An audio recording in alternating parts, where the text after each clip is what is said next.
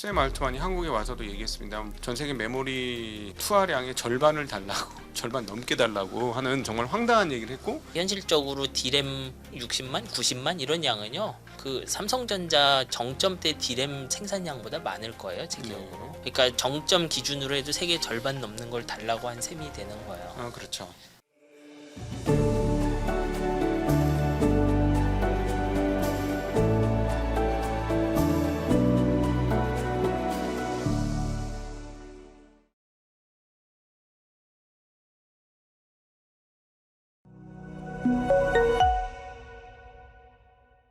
안녕하십니까. 증시각도 TV 시청자 여러분, 투자 여러분 반갑습니다. 정말 오랜만에 드디어 우리 반도체의 천재적인 테크니션이시죠, 정인성 작가님이 오셨습니다. 정 작가님 어서 오십시오. 네, 안녕하세요. 네, 안녕하십니까. 첫 번째 질문은 저희 꽤나 오랫동안 못 만났어요. 제가 뭐 그렇죠. 간절기도 있고 해가지고 꽤나 오래 못 만났는데, 그 사이에 천지개벽이라고 표현해도 과언이 아닐 정도의 큰 변화가 있었습니다. 기존에 저희는 뭐 시장이 뭐 이렇게도 갈 수 있고 저렇게도 갈 수 있다라고 생각해 왔었는데, 어떠십니까? 직접 사업을 AI 관련 사업까지 해보신 입장에서 예상 범위 수준 안에 있나요? 벗어났나요? 훨씬 벗어났죠. 사실 그때도 이거 우리가 쓰고 빌리는 GPU 수준으로는 이 언어 모델 같은 거 하기 쉽지 않겠구나 라고 생각했고, 그렇게 해서 투자 한 바퀴를 돌려본 거잖아요, 전 세계가. 네. 근데 좀 더 키워보기로 결정한 것 같아요, 지금 보면. 네. 그러면서 이제 투자 결정이 나면서 여러 회사들이 GPU도 늘리고 뭐 데이터 센터도 새로 짓겠다라고 하는 거잖아요. 네네. 지금 그렇게 한 바퀴 더 돌겠다는 결정이 난 게 중요한 것 같아요, 전 세계적으로. 근데 이제 그 최근에 샘 알트만이 한국에 와서도 얘기했습니다. 전 세계 메모리 투하량의 절반을 달라고, 절반 넘게 달라고 하는 정말 황당한 얘기를 했고, 근데 그게 황당한 얘기인 줄 알았더니 사실상 샘 알트만이 나중에는 젠슨 왕을 만나고, 그리고 또 리사스를 만나고 하는 행동을 보니까, 앞뒤 문맥을 맞춰보니까 그 90만 장이 과언이 아니고 진심인 사실 것 같아요. 이제 양이 좀 많으니까 네. 실제로 90만 장의 웨이퍼를 전부 뭐 D램에만 쓸 거냐 아니면 D램 낸드가 합쳐진 거냐, 네. 그런 건 고민은 해봐야 되겠죠. 네, 그렇죠. 이제 그런 것보다는 그 밸류체인 해당하는 사람을 전부 만나고 다녔다는 게 조금 더 중요한 것 같아요. 네. 진짜로 큰 데이터 센터는 한번 지어볼 것이다. 아마 거기 들어가는 메모리나 뭐 GPU 개수는 그때 제조업체가 할 수 있는 만큼 나오겠죠. 네. 현실적으로 D램 뭐 몇십만 장, 60만, 90만 이런 양은요. 그 삼성전자 정점 때 D램 생산량보다 많을 거예요, 제 기억으로. 네. 삼성전자 월 60만 장 근처까지 갔던 것 같은데 D램이. 네. 근데 그때 삼성전자가 전 세계 절반 하던 시절이죠. 그러니까 정점 기준으로 해도 세계 절반 넘는 걸 달라고 한 셈이 되는 거예요. 그렇죠. 근데 이거 뭐 메모리 회사야 정말로 팔 수 있으면 다 팔아야죠. 근데 그 밸류체인 중에 이제 소부장 기업들이 정말 그만큼의 캐파를 공급해 줄 수 있느냐, 네. 이 문제가 있을 거고, 혹은 이제 약속이 이행 안 되거나, 혹은 한번 1년 짓고 났는데 그 다음에 이제 투자가 좀 이제 쉴 상황이 됐다 그러면 공장에 또 같이 쉬는 건 쉽지 않잖아요. 네. 이제 그런 거 맞춰서 결정하게 되겠죠. 그러니까 처음에 듣고 사실 어안이 벙벙하다 했을 것 같은데, 거기서 이제 중요한 포인트 중에 하나가 젠슨 왕이 어마무시한 돈을 투자하겠다고 결정을 한 거예요. 그렇죠. 그리고 리사스는 자기 지분까지 그렇죠. 가져가라고, 지분 교환을 했죠. 네, 가져가라고. 그러니까는 뭐 한국에 와서 하는 거는 얘네가 진짜 하청업체 와서 막 찌르는구나 이렇게까지 생각할 수 있는데, 그 뒷단에 나오는 얘기 보니까 진짜 그렇게 생각하고 있는 모양이네. 근데 적어도 우리 메모리 회사들 입장에선 그냥 돈으로 정산 받으면 되는 거니까. 네.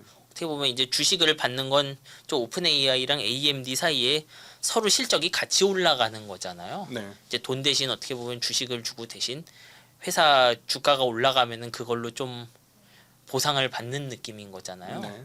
근데 그런 거에 반대 쪽 이제 리스크는 어떻게 보면 잘 안 될 경우죠. 네. 메모리 회사 일단 팔면 되니까. 그러니까 여기서 핵심 뭐냐면, 그 리스크를 네. 그 세계적인 천재 기업가들이 그렇게 리스크를 그대로 떠안는 결정을 할 가능성은 제가 보기엔 없어요. 그러니까 저도 그렇게 다 같이 모이는 건 처음 봤는데 네.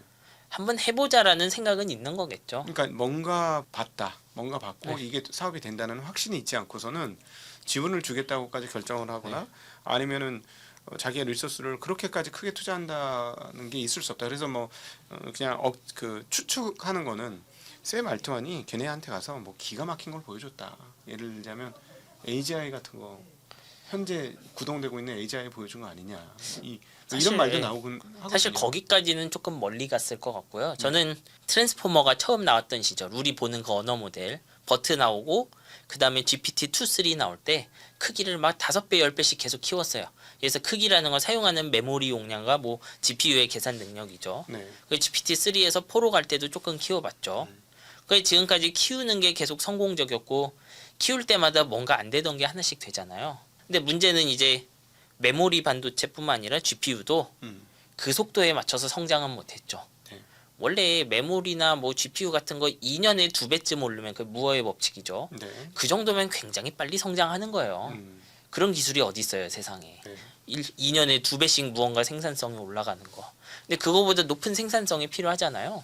그런데 뭐 이 메모리나 반도체 제조는 좀 물리 법칙과 관계된 거니까 잘 안 돼요.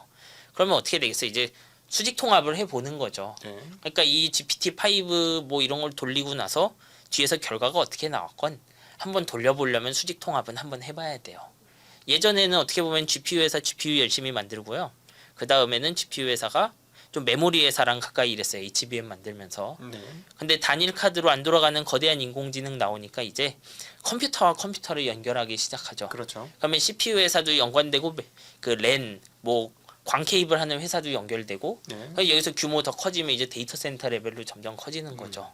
그런 협업을 강화하려면 당연히 기존 회사들을 이제 어떻게 보면 그냥 물건 잘 만들어 주십시오 하던 사람들을 만나서 물건 만드는 단계부터 같이 들어가 봐야 되는 거죠. 네. 근데 그게 정말 잘 될 거냐 아니냐는 사실 저는 정확하게는 말 못 하겠어요.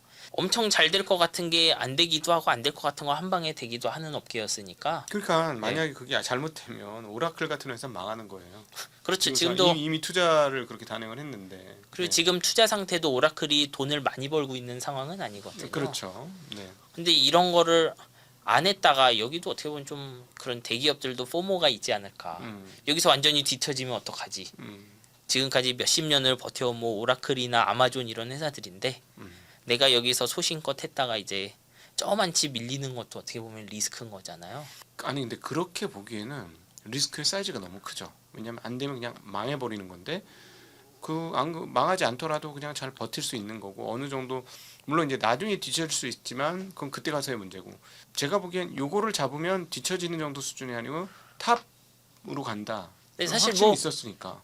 뭐 그런 확신이라기보단 어떻게 보면 다 같이 하는 거니까 지금. 네. 그럼 거기에 한번 들어가서 뭐가 일어나는지도 보는 것이 좋죠. 네. 이제 좀 무엇보다 AI 하는 수많은 사람들도 지금 열심히 이제 학습 패러미터 바꿔가며 돌리고 있을 텐데 네. 이 사람들도 명확히 결론 안 나온 게 많은 상황에 뭐 메모리 회사나 그런 회사들이 전부 답을 알고 있다고는 생각하고 싶지는 않아요. 네네. 근데 한번 해봐야 되겠구나라는 생각을 한 사람이 몇 명 생긴 건 사실이겠죠. 지금 그러니까 하드웨어적인 문제도 있습니다만 우리 뭐 정 작가님은 하드웨어도 잘 다루십니다만 소프트웨어도 잘 다루시니까 지난 우리가 한 6개월 동안 못 보는 사이에 이 발전 속도는 어떻게 평가하시겠습니까? 이 지금 인공지능 쪽에서요? 사실 기존에 이제 안 되던 멀티모달 같은 걸 많이 하는데요. 실제로는 예견됐던 게 많아요. 어떻게 보면 우리가 보는 입장에서는 처음에 GPT-3 나왔을 때 사람처럼 말하네 대단하다 네. 이런 생각들을 많이 했었잖아요. 네. 근데 그 다음 지나니까 얘가 뭐 그림도 그린다 그러고 그림에 있는 글자도 봐주고 그래요. 근데 실제로는 이 인공지능 학습하는 사람들은 이게 된다는 걸 알고 있었어요. 그전에도. 네. 2017년, 18년에 이미 그때 알고 있던 인공지능 학습하는 방식이랑 그 GPT 구조상 가능하다는 거 전부 알고 있었죠. 사람들은. 왜냐하면 이게 지금 GPT가 그 GPT-3, 챗GPT 나왔을 때 어떤 식으로 동작했냐 하면 우리는 대화한다고 생각하지만 실제로는 입력한 우리의 그 질문이나 이런 걸 받아서 토큰이란 걸로 만들고 그 토큰들을 분석해서 그 다음 토큰 하나 예측하는 방식이에요. 그러니까 GPT가 기본적으로 답하는 방식은요. 우리랑 그 감정을 갖고 대화한다기보단 우리 두 명의 대화를 제3자가 보다가 요 다음 대화 그 다음 대화가 뭐게라고 물어본다는 걸 맞추게 하는 거랑 똑같아요. 근데 단어를 그렇게 제가 어떤 숫자 덩어리로 바꿔서 AI에 넣을 수 있으면요. 사진이나 영상도 그렇게 바꿔 넣을 수 있어요. 예를 들면 그래서 이런 것도 가능해요. 제가 얘를 학습시킬 때 동영상 예를 들면 이 증시각도기 영상을 한 1시간 정도 보여주고 거기서 이제 한 장씩 빼요. 영상을. 그 다음에 그 중간에 빠진 영상을 예측해봐라 라고 하면 얘가 예측할 수 있거든요. 네. 그거를 계속 학습시키잖아요. 그러면 영상을 만들 수 있게 돼요. 그때부터는.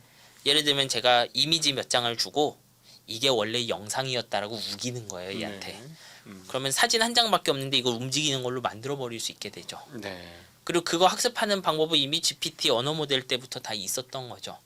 지금 과거에 이론상 되지 않을까라고 했던 게 계속 쭉 가는 중이에요.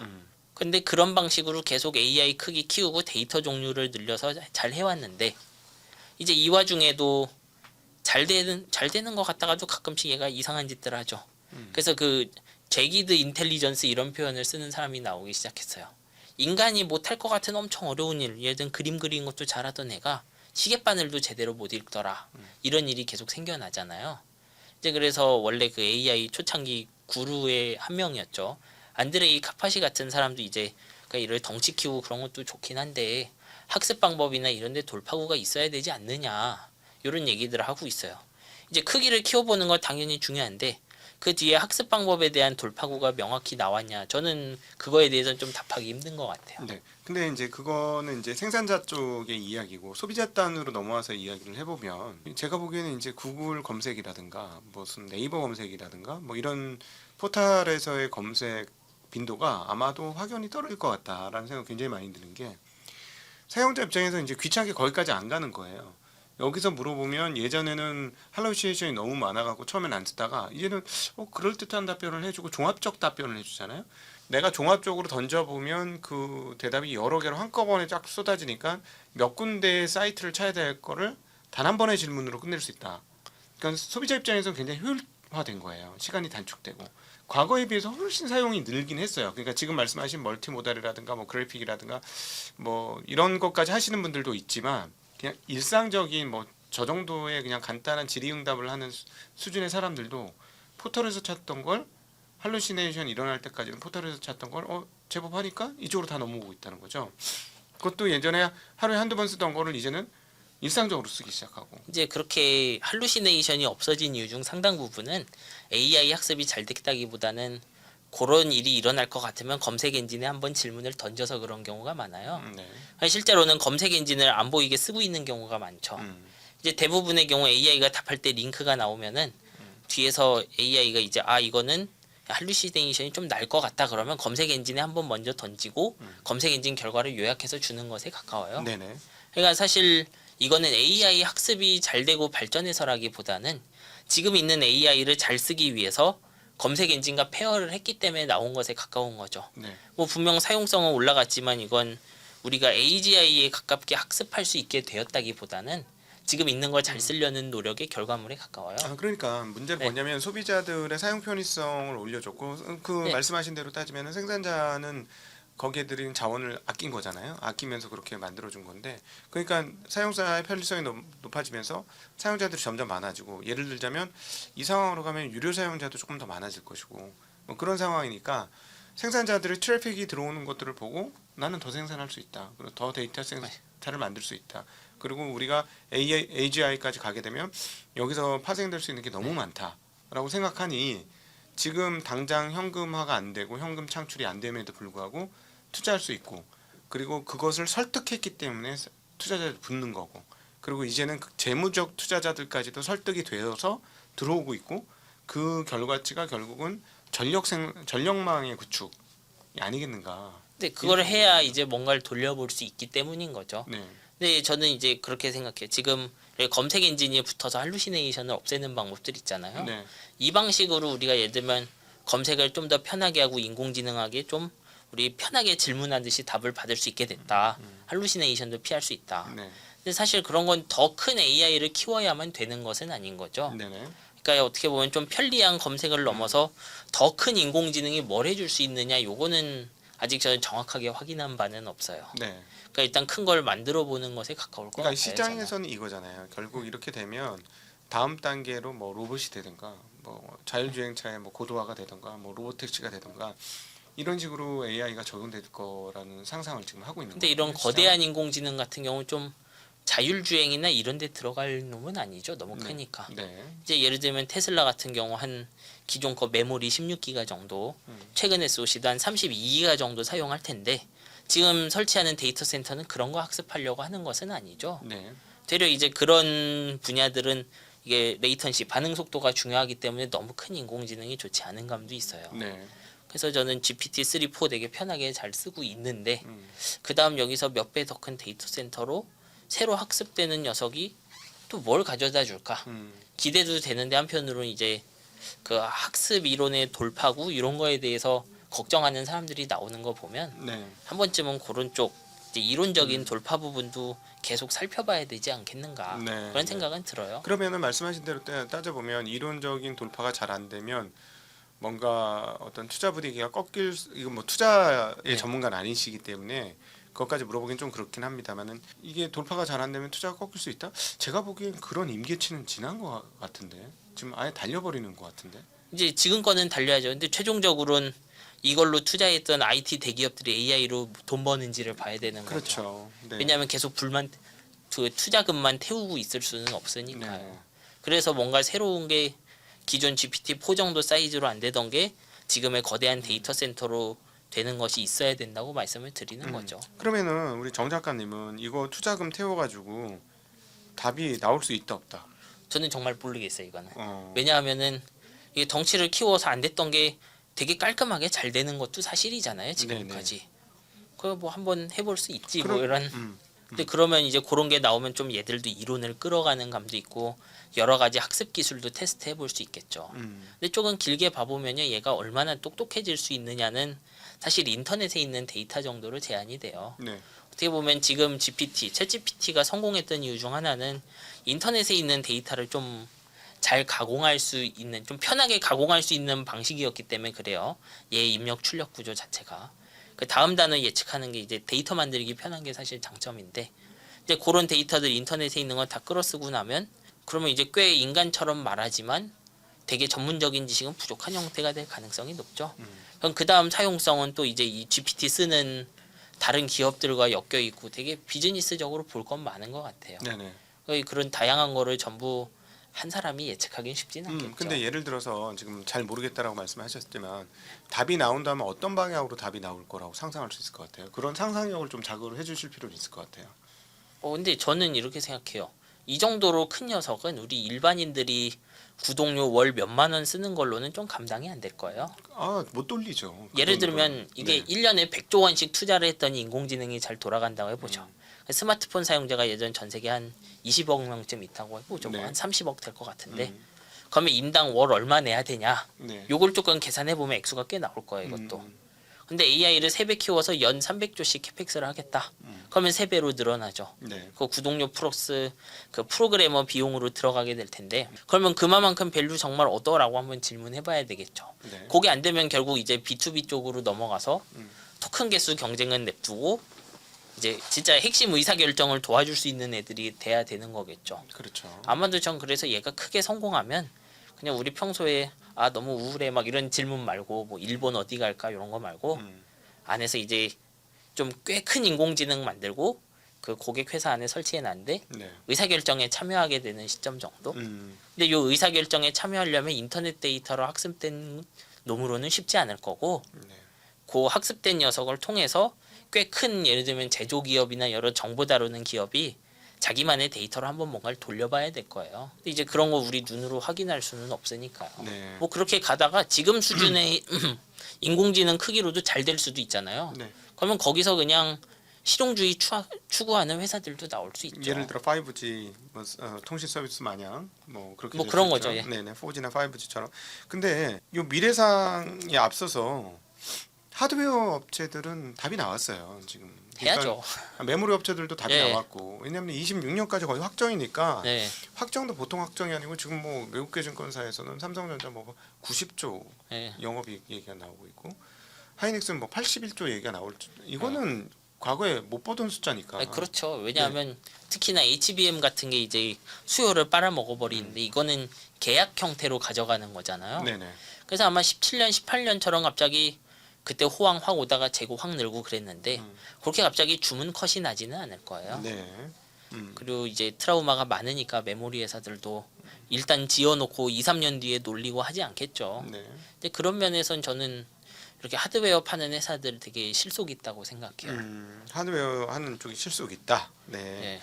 그 방향성은 아직 정해지지 않았고 발전은 하고 있는데 근데 잠깐 하나 더 네. 하드웨어 쓰는 거 보면 이미 주사위 던진 거잖아요. 이 정도 쓰는 거 봐서.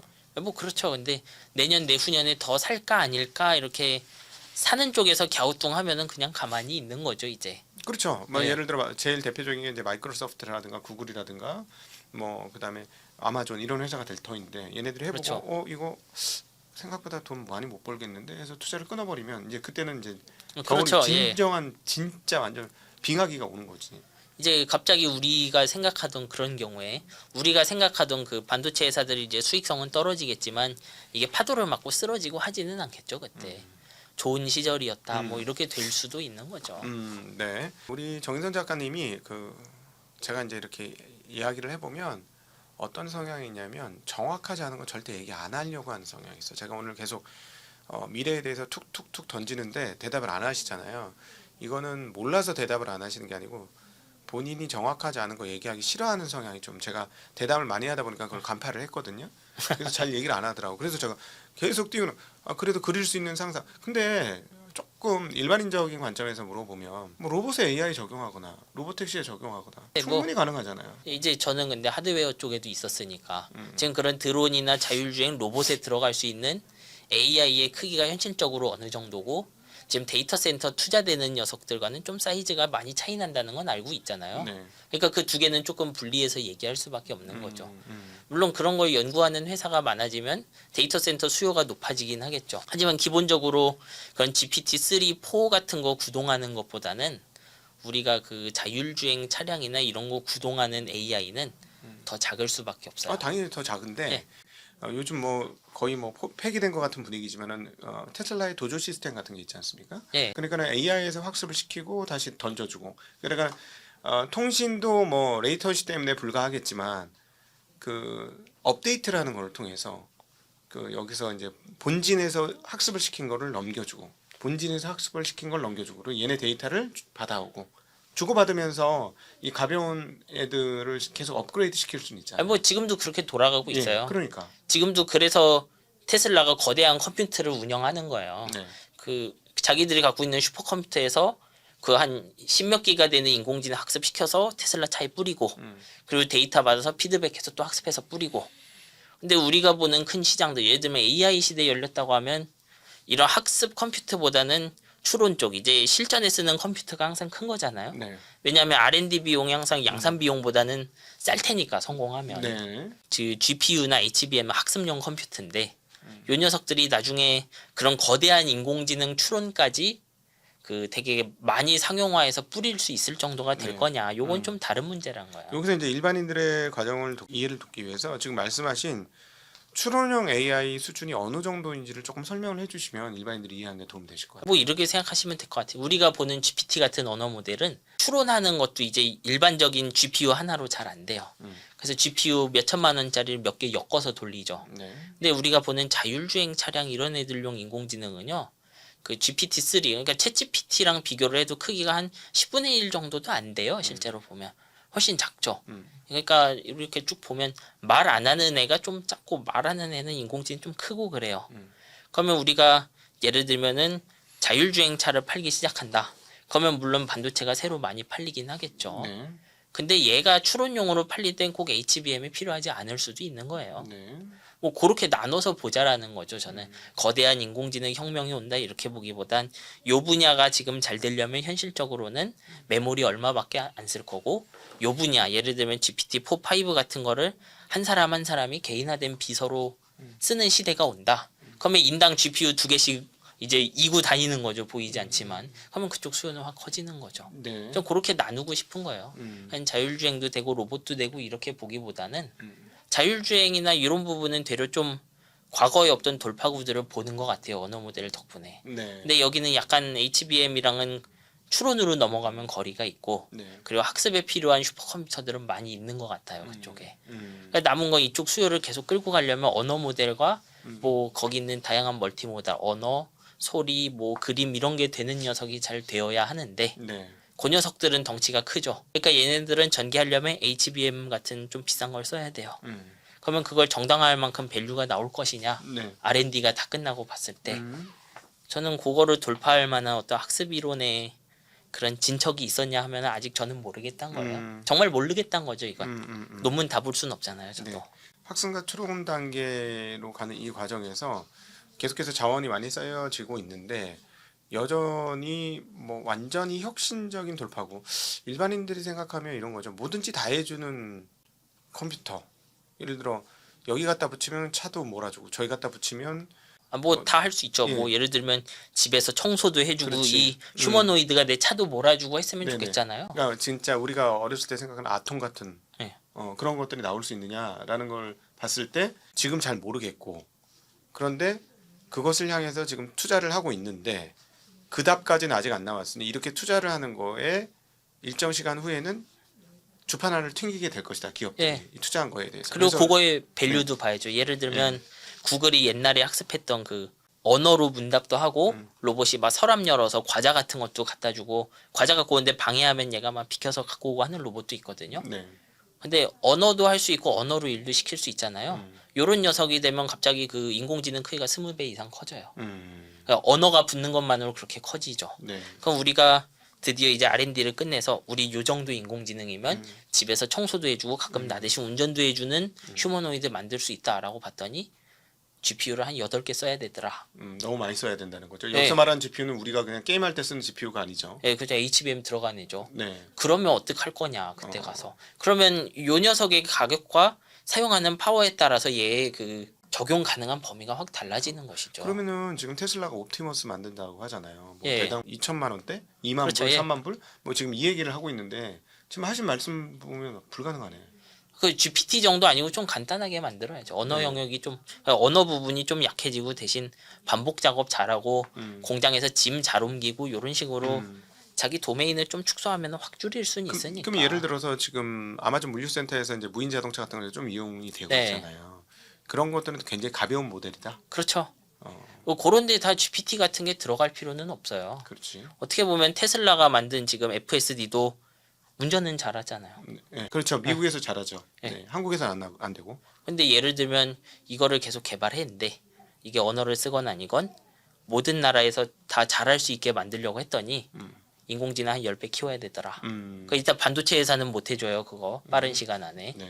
한 번 10년 지나야 되겠죠. 그런 경우 이거를 적용할 수 있는 마켓 크기는 확 달라지는 거겠죠. 네. 왜냐하면 그 정도로 예를 들어 10배 정도 비싼 자율주행 컴퓨터가 필요해지면 쓸 수 있는 건 거대한 그 물류용 자동차 정도가 될 거고 일반인용 몇 천만 원짜리 차이는 안 들어가겠죠. 그러면 네. 그럼 그거에 따라서 벌써 미래 메모리 수요랑 GPU 수요가 확 달라지는 거잖아요.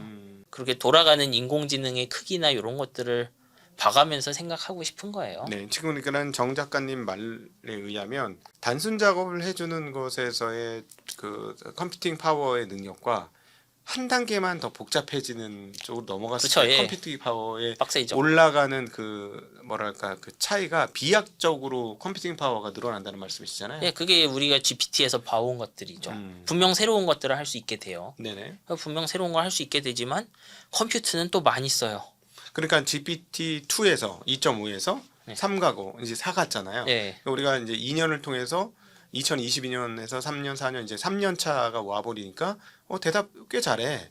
근데 그렇죠, 예. 이 여기에서 우리가 이제 옛날에는 좀 이상했는데 지금 괜찮아라고 느끼는 좀 좋아졌어라고 느끼는 사이에 우리의 느낌은 요 정도지만 컴퓨팅 파워의 증가치는 어마무시했다라는 그렇죠, 예. 말씀이신 거죠. 맞아요. 예. 계속 그렇게 가고 있고 뭔가 새로운 게 나오고 사용자는 늘어나니까 뭐 어떻게 보면 우리가 컴퓨터를 3, 4배 써도 사용자 2점 몇 배 늘고 사용자가 돈을 얼마 이상 더 내면은 뭐 투자는 정당화되는 것이죠.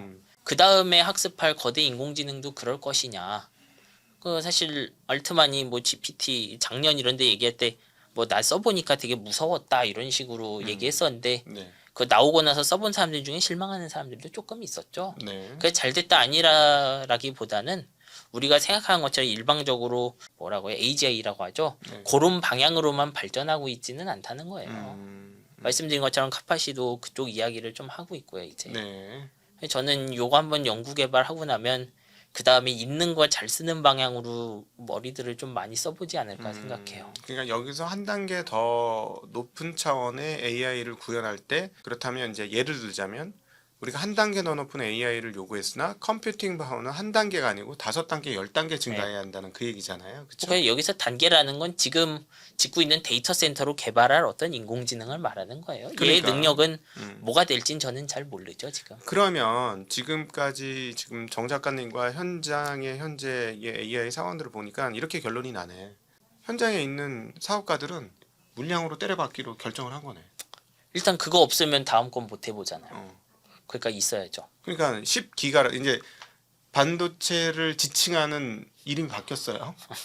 전력 단위로 얘기하는 그런 상황이 됐는데 개수로 얘기하다가 이제 전력 단위로 얘기. 이건 뭐냐면 한번 끝까지 붙어보겠다. 이게 분명히 답이다라고 생각을 했고 그 GPU 관련해서 일하는 모든 사람들이 동의했다는 거잖아. 이 컴퓨팅 파워만 늘리면은 되는 거야. 그리고 샘 알트만이 이렇게 늘리니까 이게 되는 거야. 보여줬겠죠 분명히 뒷단에서. 없으면은 해볼 수 있는 게 없다는 느낌에 가까운 것 같아요 저는. 왜냐하면 계속 키워봤으니까 말했었지만. 그러니까 한번 키워서 해봐야죠 또. 뭐 이제 키우다 안 되면 그 다음에 다음 고민을 해보는 것이고요. 저는 이게 어떻게 보면 필요 조건, 충분 조건 좀 구분해야 된다고 생각해요. 근데 여기서 지금 이제 정 작가님하고 이제 오늘 대담하면서 여러분 굉장히 중요한 포인트를 하나 얻게 되는데요. 버블이 언제 올 것이냐.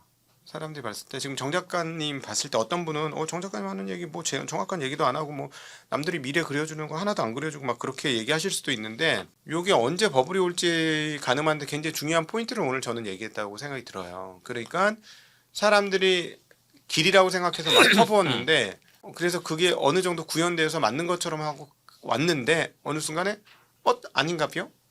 이런 생각하면 이제 절단 나는 거예요. 그게 이제 버블이고 그 즈음이 버블이고 근데 그 버블이 가는 과정에서 다 모두 믿고 된다고 생각하고 중간 결과물도 나오는 과정인 거지 분명히. 근데 마지막의 결과물이 투하한 자본 대비 리턴이 현저하게 적을 때 뭐 그렇죠. 그때가 사실, 버블이 깨지는 거네 보니까. 사실 근데 이거 버블이란 용어를 쓰기에는 실용성은 굉장히 높죠 이미. 네. 왜냐하면 진짜로 말한 것처럼 로봇이나 자율주행에 많은 돌파구를 줬어요. 그 GPT 같은 언어 모델들이. 네. 어떻게 보면 그래서 계속 새로운 방식으로 좀 학습 방법도 조금 바꾸고 인공지능 크기도 키우고 아키텍처도 바꿔가면서 키워보는 거잖아요. 네.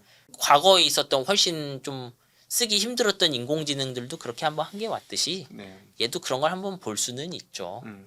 저는 지금 있는 학습 이론이나 이런 게 어떻게 보면 80년대 이미 나온 건데 요 학습 이론 하나만으로 우리가 생각하는 일반 인공지능까지 갈 수 있다고는 생각하지 않는 거예요. 네. 갈 수도 있죠. 누군가 엄청난 학습 기술을 발견을 해서. 근데 이제 저 개인의 생각은 이미 그때 만든 역전파나 그 그레디언트 디센트 이런 거는 쓸 만큼 많이 써봤고 갑자기 초인공지능을 만들고 이런 방향으로 가기 힘들 것 같아요. 이 현재 학습과 추론 이 현재 시스템에서는 왜냐하면 지금 학습하는 방식도 보면 인간은 책 몇 권 보면 알 수 있는 거 얘는 전 세계 데이터 몇십 프로 빨아먹고 하는 경우가 많잖아요. 그렇죠. 그러고도 시계 하나 제대로 못 읽는 상황이 뭐 생기기도 하죠. 네. 그러면 이 학습 방식으로 분명 우리가 쓸만한 새로운 인공지능 일종의 프로그램이 나오긴 하겠지만 네. 우리가 이런 학습 방식의 돌파구 없이 일반 인공지능이 나올 거라고 돈 많이 쓰면 나올 거라고 기대하는 것은 맞느냐 한 번쯤은 이제 둘러볼 필요는 있죠. 갑자기 이제 정 작가님하고 얘기하다가 거꾸로 뒤집어서 생각해 보니까 사람이 슈퍼 인텔리전스네. 로봇에 비하면. 이 사람 대단해요. 그러니까 사람 뭐든지 해요. 청소도 하고, 요리도 하고, 빨래도 하고, 그럼요. 운전도 하고. 굉장한 거예요. 그리고 어떻게 보면 지금 우리가 쓰는 인공지능 학습 기술이 그 하나 인간이 책 보면 딱 그러니까 책 한 권 보면은 특정 문구 평생 기억하기도 하죠. 네. 그리고 그게 삶의 모든 태도에 막 이렇게 반영이 되기도 하죠. 좋은 책 읽으면. 네. 혹은 좋은 사람 만나면 그게 평생 가죠. 음.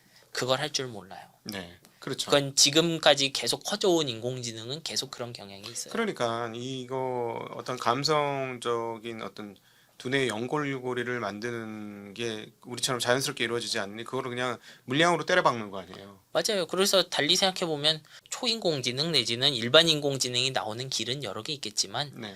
요 학습 이론 중에 기존에 이제 80년대 이론 말고 완전히 새로운 학습 이론이 나와서 일반 인공지능이 됐다. 그럼 GPU랑 HBM을 쓸까요? 라는 것도 한번 고민해 봐야 되겠죠. 네.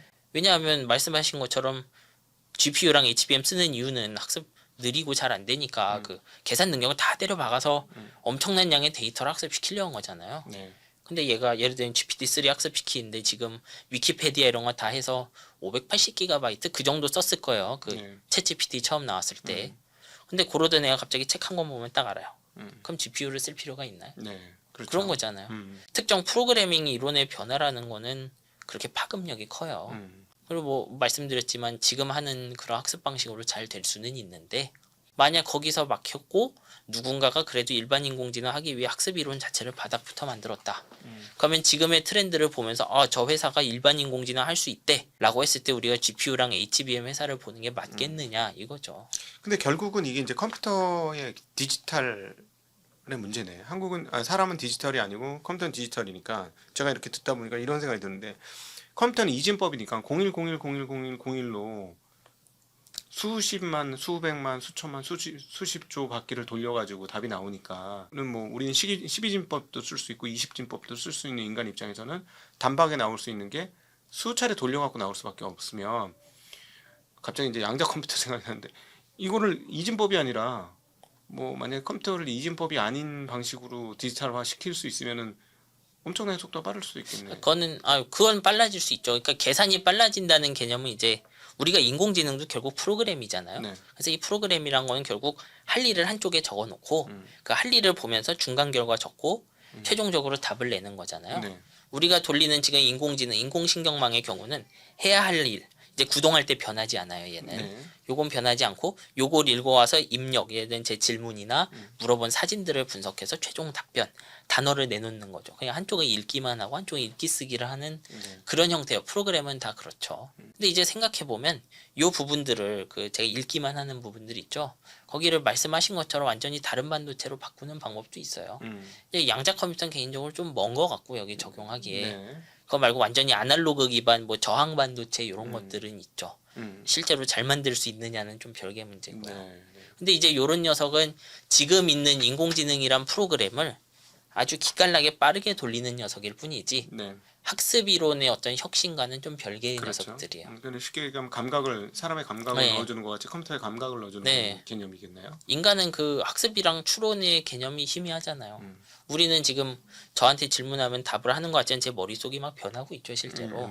아까 인공신경망으로 따지면은 이 거대한 그 프로그램의 일부가 자동으로 막 변하는 거예요, 인간은. 네. 그냥 살면서 변하는 거죠. 인공지능은 그렇게 안 되어 있어요. 그렇죠. 인공지능은 프로그램으로 한번 제가 학습해서 고정해 놓으면 그냥 그렇게 살고 있는 거죠. 그 서랍에 그 네. 기억이 들어가 있는 거죠. 그렇죠. 네. 그리고 그 업그레이드 하려면 이제 또 데이터 많이 넣어서 학습해서 얘들 연결 구조 바꾸는 것이고. 네. 1부는 지금 AI가 지금까지 걸어온 길과 미래에 대해서 한번 근본적인 고민을 하는 시간을 가졌고, 자 2부에서 그렇다면 결국은 지금까지 결정난 문제는 뭐 어려운 문제가 아니고 하드웨어에 두드려 붓겠다라는 결정을 한 거예요. 지금까지는. 네, 해봐야죠. 2025년 현재 그리고 26년 최소 27년까지는 하드웨어에 두드려 붓겠다. 근데 하드웨어에 적체가 발생했기 때문에 26년에 끝날 일이 아니고 27년 뭐 조금만 더 한다면 28년까지도 갈 문제다. 근데 이 결정을 미국에서 시작을 했고 중국도 쫓아가고 있고. 근데 쇼티지고. 그래서 자연스럽게 26년이 아니라 현재 우리가 봤을 때는 27년까지 늘어나는 상황으로 가고 있다라는 거잖아요. 그렇게 되어버린 거죠. 그렇죠. 그렇게 되어버린 거죠. 그죠? 공급 능력이 충분했으면 GPU의 공급 능력과 HBM 공급 능력이 충분했으면 한 1년 만에 다 해보고 에이 아니야 하고 털어버렸을 수도 있죠. 그죠? 뭐 그럴 수도 있는데 네. 사실 어떻게 될지 모르는 상황에 1년치 공장을 지어주세요라고 할 수는 없는 거니까요. 현업에 계셨잖아요. 하이닉스 현업에 있으셨던 분이니까 지금 현재 들리는 이 쇼티지 사건 차트가 디램 가격이 이렇게 절벽으로 올라오고 있어요. 저는 개인적으로 처음 봤는데 보셨습니까 이런 거? 그거 17년에도 한번 그런 일은 있었죠. 예. 저 몇 년 안 다녔을 시절이죠 이제. 네. 이제 그 시절에 그 다음에 보너스 많이 나왔으니까 기억은 나겠죠. 네네. 네, 이게 지금 1년 만에 지금 2배인데 멈출 생각이 전혀 없어. 사실 그것 자체보다도 그 작년에 온 세상에 메모리 재고밖에 없다고 떠들던 시절이니까 더 좀 그렇지. 도드라지는 느낌도 있어요. 예, 여기서 한번 현업에 있었던 분으로서 한번 설명해 주셔야 될 부분이 뭐냐면 메모리 기업들의 트라우마, 대해서 한번 설명을 해주셔야 사람들이 이 상황에 대해서 이해가 될 것 같아요. 뭐 저도 거기서 실제로 물건 파느라 고생한 사람들은 아니니까 네.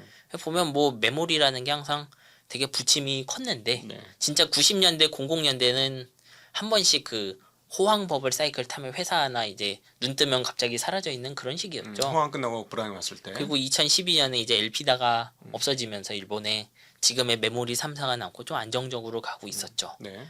그리고 17년에 이제 클라우드 호황이 한번 닥쳐왔죠. 네. 그러면서 클라우드 때 가격이 확 올랐는데 그때도 보면 호황이다가 갑자기 오더 컷 팍팍 나고 재고가 막 쌓이는 그런 시기가 한 번 있었어요.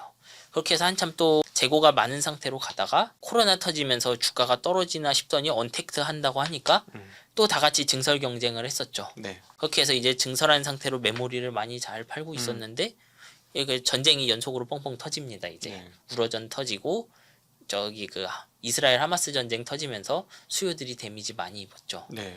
그렇게 해서 되게 힘들다고 했는데 또 이젠 HBM 쓴다고 하니까 갑자기 온 메모리 회사들 HBM 만들고 기존에 오래된 거 이제 비용 효율화한다고 닫으니까 네. 또 갑자기 메모리 없다 그러고 네.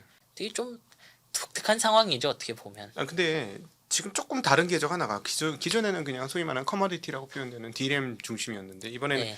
HBM 커머디티라고 보긴 좀 어렵다고 저는 개인적으로. 예, 뭐 그렇죠. 왜냐하면 이건 일단 만들어 놓고 제가 이제 셀프 상품이라고 하죠. 그 가게에서 HBM 용량당 얼마 이렇게 파는 물건이 아니니까요. 그렇지. 처음부터 그 어디 가서 패키징할 거 염두에 두고 구매자랑 제조사가 컨택을 해서 네. 물량 공급하는 거잖아요. 네. 그런 면에서는 이게 그 메모리 회사들에게 되게 좋은 상품인 거죠. 네. 그러니까 이 HBM으로 인해서 기존의 트라우마 앤드 HBM이 결합하면서 과거에 없던 공급 부족을 만들려고 되는 거 아닌가. 좀 그런 생각이 많이 들어요. 뭐 사실 두 개의 요소가 있겠죠. 하나는 HBM이 되게 가시성 있는 수요를 왕창 끌고 가니까 이제 가시성 보이고 옛날 재고 트라우마가 있으니까 메모리 회사들이 그걸 많이 생산하고 있고 근데 이 와중에 생각하지 못했던 다른 교체 수요들이 쭉 같이 터지는 상황이겠죠. 그렇죠. 왜냐하면 이제 노트북 바꾼 게 20년 코로나 터지고 20년, 그렇죠. 21년에 저도 그랬고 굉장히 딥했잖아요. 23년까지도 이스라엘 하마스 전쟁도 터지고 의외로 최근까지도 이란이랑도 이제 기싸움하면서 네. 국제 정세 한참 불안했으니까요. 그러니까 20년, 21년은 코로나 때 대부분 안 바꿀 사람까지 다 바꿔서 그게 정확한 기점이야. 그렇죠, 교체 맞아요. 기점이죠. 예. 디지털 기기의 교체 기점이 딱 됐는데 좋아졌으니까 3년 맞아요, 동안 안 예. 바꿔도 돼. 4년 동안도 괜찮아. 쓸만했어. 근데 지금 이제 막 구동하고 있는 게 뭐냐면 뭐야? 이게 지금 인공지능으로 가면 조금 더 필요한 네. 거야? 이러면서 이제 얼리 어댑터들이 지금 바꾸기 시작했고 그게 저는 어디서부터 나타나냐면 아이폰 17에서도 나타나는 현상이라고 봐요. 그 인공지능 아닌 서버들 쪽도 좀 교체 수요가 오래 쌓여 있었던 것 같아요. 네. 원래 서버는 쓰려면 뭐 수명이 3년 5년 해도 더 쓸 수는 있거든요. 네네. 근데 그렇게 쌓여 있던 서버들이 기존에 안 나오던 뭐 예전에 그 DDR4 5 넘어갈 때 인텔이 늦어서 막 못 바꾸고 그랬었잖아요. 네, 그렇죠. 그랬던 물건들도 이제 막 바뀌기 시작하는 거죠. 네, 네. 어떻게 보면 그런 수요들이 다 같이 한 방에 몰렸다고 봐야죠. 근데 거기에 비해서 이번에 트라우마가 상당히 컸던 것 같아. 그 메모리 업체들이. 트라우마도 컸지만 이제 삼성전자 빼고 하이닉스랑 마이크론은 증설 스페이스가 없잖아요, 지금. 네. 하이닉스도 그 청주에 있는 공간까지 HBM용으로 일부 사용할 정도인데 원래 하이닉스는 전통적으로 이천에서는 옛날에 디램 만들고 네. 뭐 이제 낸드도 좀 하는데 그리고 청주가 낸드를 담당했는데 네. 청주 공간도 써야 되는 거잖아요. 그렇죠. 그래서 새 부지를 지금 만들고 있는데 아직 완성 안 됐죠. 그렇죠. 15X를 지금 HBM 라인으로 다 네. 넣는다고 하니까. 그리고 17년 이럴 때는 하이닉스가 아직 이천에도 부지가 좀 있었죠. 네. 그러니까 좀 사용할 부지가 많이 있었던 거예요, 그 시절에.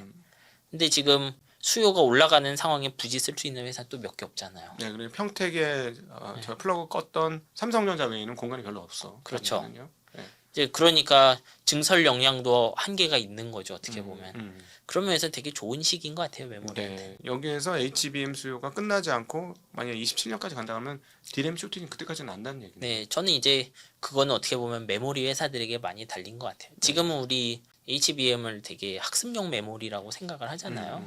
근데 이거 원가랑 좀 파운드리 같은 거 잘 쓰면 얘도 얼마든지 좀 예를 들면 플레이스테이션이나 엑스박스 같은 데는 좀 들어가 볼 수도 있거든요.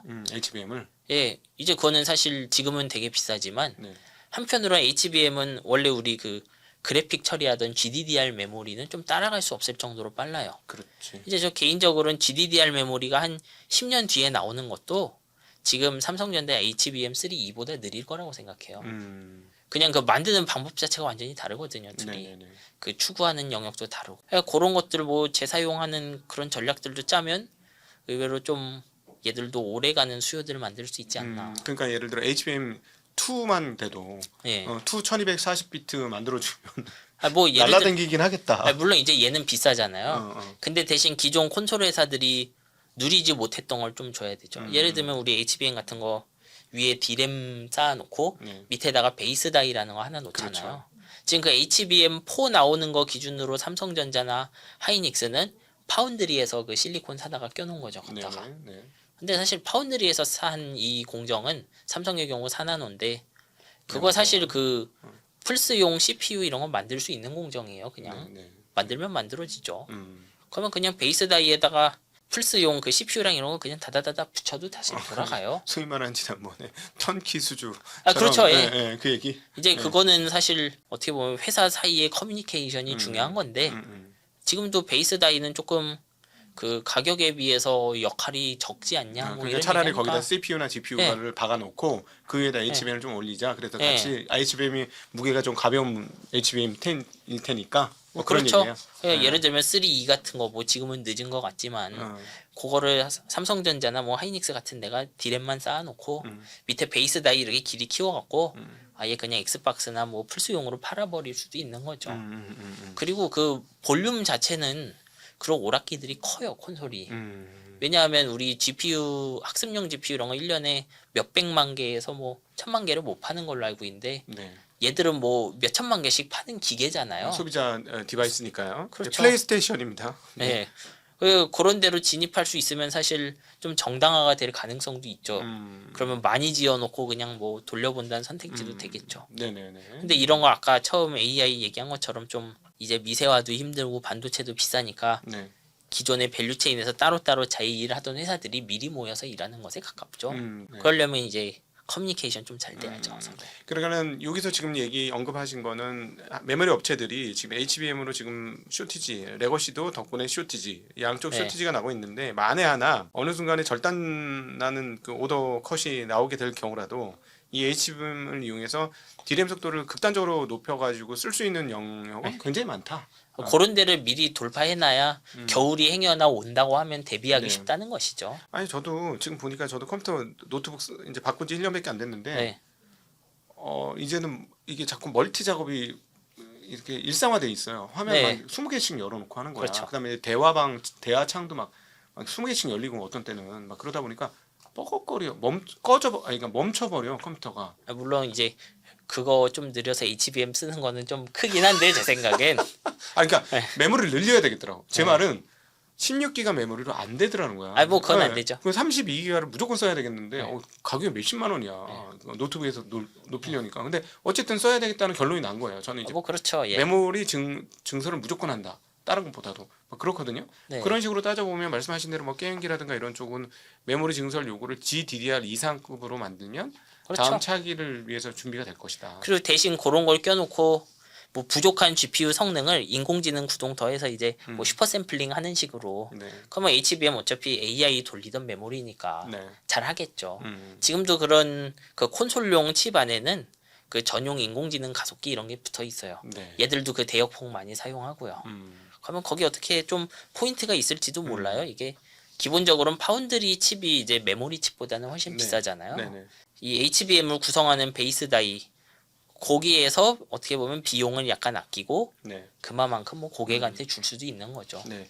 하나 이제 뭐 현장에 계신 분이 아니라서 이 부분은 네. 조금 전문가는 아니시지만 지금 그 D램도 고도화된 거고 네. 최근에 이제 GDDR5 뭐 이런 것들이 나오는 네. 거 16기가 뭐 이런 게 나오는데 이런 거를 이제 얹어가지고 HBM을 만들잖아요. 예, 뭐 그렇죠. 예, 그잖아요. 아예 전용 다이를 만들죠 기본적으로. 예, 기본적으로 이제 근데 시간이 옛날보다 더 걸려요, 덜 걸려요? 뭘 만드는데 뭐 더 HBM 같은 걸 만드는데 당연히 더 걸릴 것 같아요. 걸리죠. 2배 이상 더 걸릴 것 같은데. 그러니까. 칩 제조 자체는 이제 그건 저도 잘 모르는데 음. 그 웨이퍼 들어가서 나오는 거 자체는 오래 안 걸릴 거예요. 네. 그 다음에 검증하고 뒤에 이제 칩 본딩하는 과정이 있으니까 늦는 그러니까. 거지.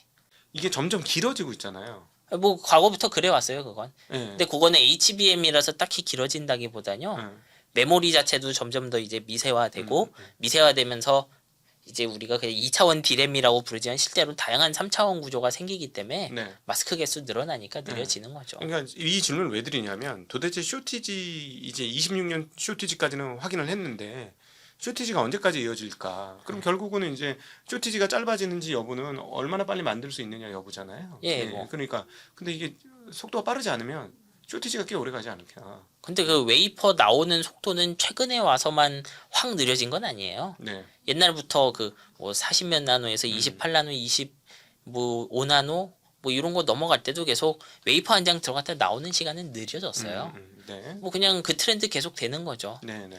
그래서 회사들도 그 공장 부지를 유지하면은 계속 월 웨이퍼 생산량이 줄어들었잖아요. 네. 왜냐하면 그 제조 파이프라인 길어지니까. 음. 그래서 저는 이거는 뭐 항상 어떻게 보면 상수로 들어가 있는 거니까 제조에서. 그러면 이 말씀인즉 지금 하드웨어적인 공장 건물이 없다라는 건 많이 느려질 수 있다는 얘기네. 그러니까 증설을 못 하는 거죠, 그거는. 그러니까 지금 없잖아요. 지금 예. 마이크론은 뭐 새로 어떻게 지을지 모르겠으나 여기저기 뭐 분산돼 있어서 지을 여력이 있는지 잘 모르겠고 네. 청주는 공간 지금 부족이고 용인 클러스터 생길 때까지는 2, 3년 더 걸릴 거고. 그렇죠. 뭐 아마 지금 있는 부지에도 공간들은 조금씩 있을 텐데 네.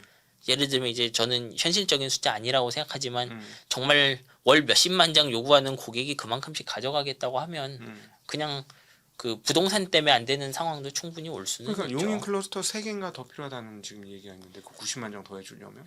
왜냐하면 90만 장은 지금 메모리 3사가 가진 캐파랑 좀 비슷하니까요. 뭐 한 140에서 180만 장 사이 어디 즈음이라고 지금 얘기가 나오던데요.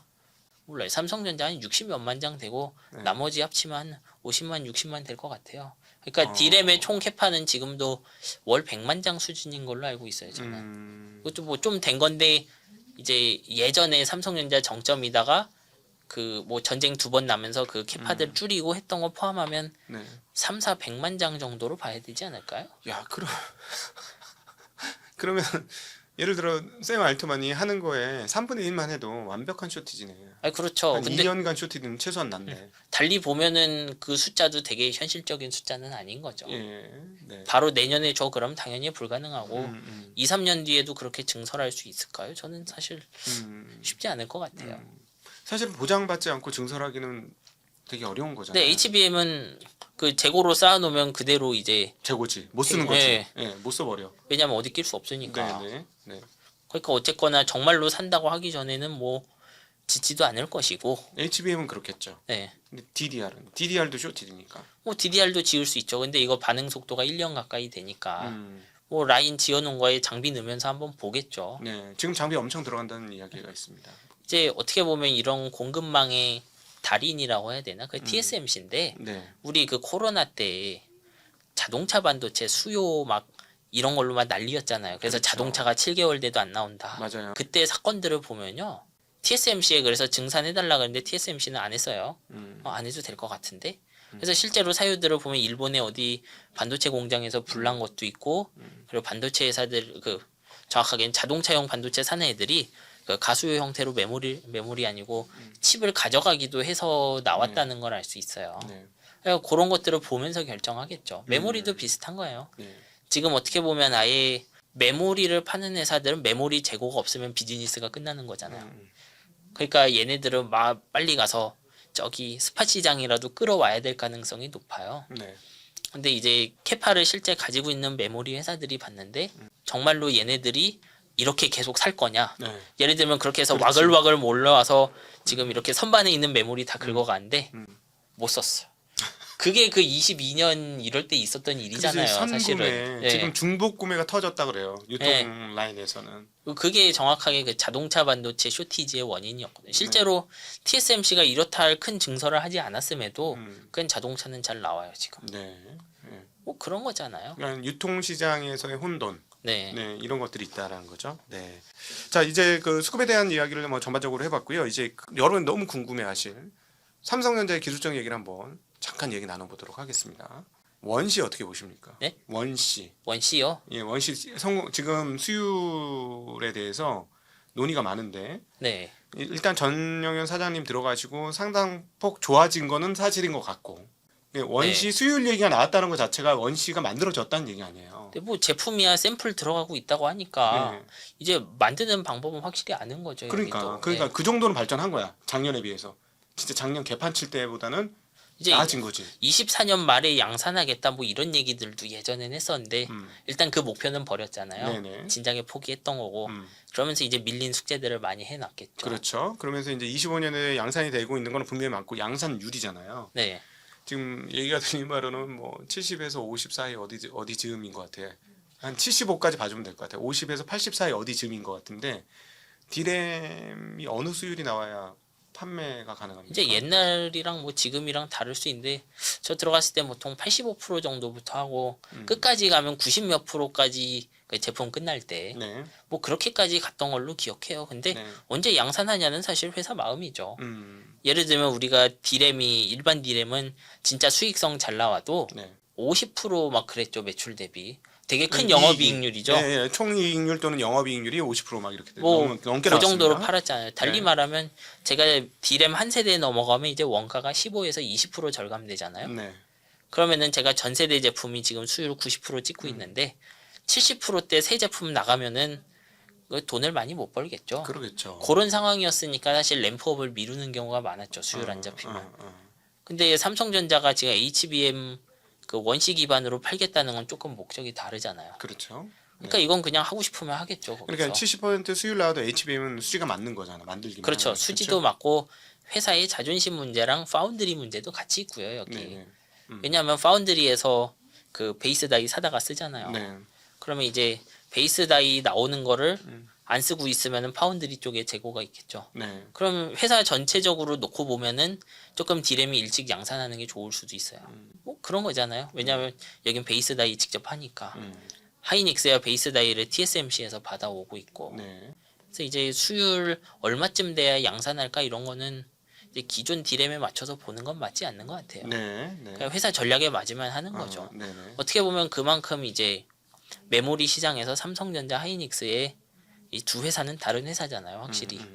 이제 그리고 가지고 있는 역량도 다르고 네. 두 회사가 그 어떤 선택을 하는 데 있어서 요소가 많이 달라졌다고 생각해야 될 것 네, 네. 같아요. 삼성전자가 그 HBM의 자원을 주는데 지금 얘기 예. 나오는 바로는 뭐 엔비디아 퀄 또 안 됐다 뭐 하여튼이 엔비디아 퀄은 영원히 안 될 것처럼 지금 분위기가 가고 있는데 근데 일단 지금 HBM4 퀄 나오긴 좀 이른 시기죠. 네네 왜냐면 이거 퀄 몇 개월씩 하는데 음. 지금 도장 꽝꽝 찍고 설령 칩이 좀 안 좋아 보인다고 해도 지금 니들 안 해라고 하면은 하이닉스와의 협상력에서 불리해지는 거잖아요. 그렇죠. 전 그런 식으로 놔둘 이야기는 아닌 것 같아요. 네, 네. 뭐 삼성전자도 전통적으로 그랬듯 이거 공급 나오면 한다라고 발표 안 하고 그냥 이상하게 공장이 더 많이 돌아가네. 뭐 이런 식으로 행동할 가능성이 높아요. 네네.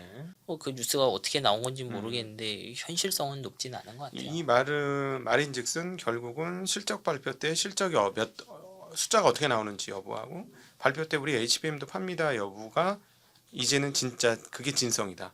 예를 들어 뭐 가동률과 거기서 네. 언급하는 가동률 뭐 이런 것들이 진성이지 뉴스는 진성이 아니다.